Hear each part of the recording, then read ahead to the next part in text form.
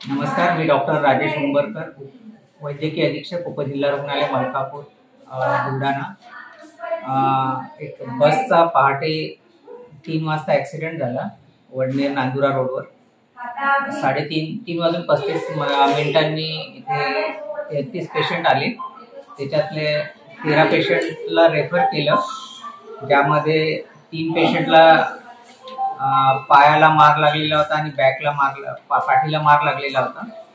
एकाचं पायाच्या खालच्या भागाला फ्रॅक्चर होतं उजव्या साईडला।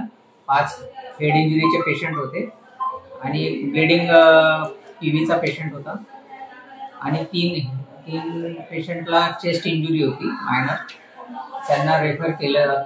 श्वास घ्यायला त्रास होत होता आणि 20 पेशंटला मायनर इंजुरीज होत्या, कोणाला खरचटलं होतं, तर त्यांचं ड्रेसिंग आणि मलमपट्टी करून त्यांना वार्डामध्ये ॲडमिट केलेले आहे।